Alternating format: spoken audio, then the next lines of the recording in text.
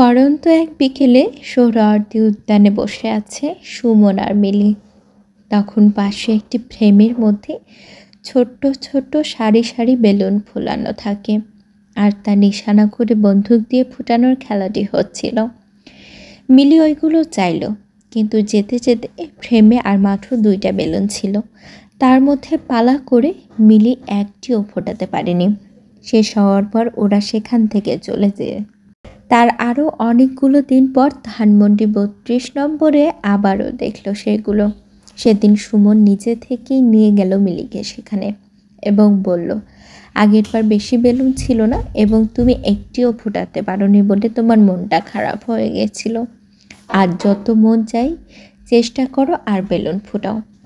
মিলি অবাক হয়ে গেল, সে কবে ছিল সেই দিনটি, আর মিলি যে মন খারাপ করেছিল তা তো তার নিজেরই খেয়াল ছিল না। আর সুমন তো ঠিকই খেয়াল করেছে, ওর মন রেখেছে এখনও। মিলি ঝালমুড়ি পছন্দ, দেখা করতে এলে প্রায়ই দুজন ঝালমুড়ি কিনে খায়। শুরুটা একসাথে করলেও মিলির খাওয়া শেষ হয়ে যায় সুমনের আগেই। তখন সুমনের হাত থেকে ঝালমুড়ির প্যাকেটটা মিলিকে দিয়ে দেয়, এই বলে যে সে আর তার ইচ্ছে করছে না খেতে।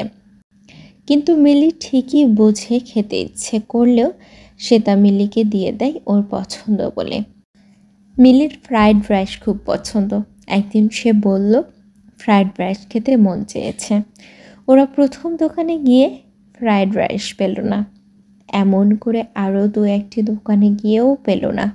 কিন্তু সুমন মিলি নিষেধ না শুনেও একটির পর একটি দোকান ঘুরতে থাকলো। কোথায় আছে ফ্রাইড রাইস? মিলির মন খেতে চায়, সেটা সে খাওয়াবেই।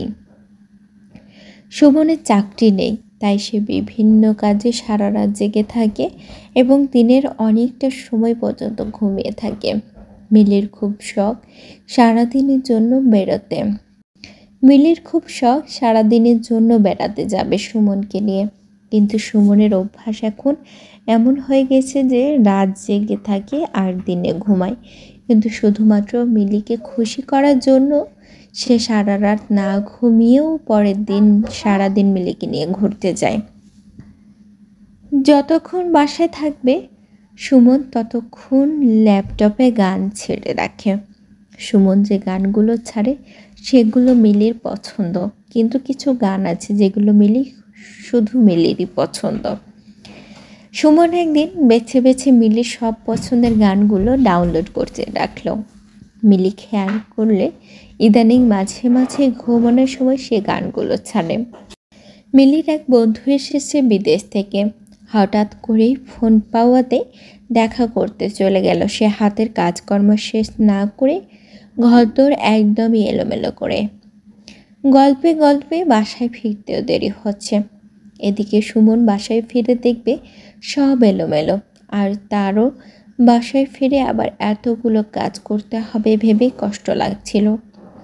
ফেরার সময় মিলি দুজনের জন্য খাবার কিনে নিয়ে আসলো। বাসায় এসে মিলি অবাক, সুমন কি সুন্দর করে সব কাজ শেষ করে ঘরদোর গুছিয়ে রেখেছে। এত রাত করে বাসায় ফিরেছে মিলির আবার এতগুলো করতে কষ্ট হবে বলে। সারাদিন পর মিলি আর সুমন রাতে খাবারটি খায় একসঙ্গে। মাঝে মাঝে সুমন বাইরে থেকে কিছু খেয়ে আসলেও মিলির জন্য আবার একসাথে খেতে বসে, একটু হলেও খায়, কারণ সে জানে সে না খেলে মিলিও না খেয়ে শুয়ে যাবে। মিলির খুব চকলেট পছন্দ। সুমন প্রতিদিনই বাসায় ফেরার সময় মিলির জন্য একটি করে ছোট চকলেট নিয়ে আসে। মিলির কাছে চকলেটগুলো সুমনের কাছ থেকে পাওয়া এক একটা ভালোবাসা, যে ভালোবাসা সুমন কখনো মুখে প্রকাশ করে না, কিন্তু মিলি ঠিকই জানে যে সুমন তাকে কতখানি ভালোবাসে। তার এই ভালোবাসাগুলো দিন দিন মনে হচ্ছে মিলির কাছে আরও বেশি গভীর হয়ে যাচ্ছে।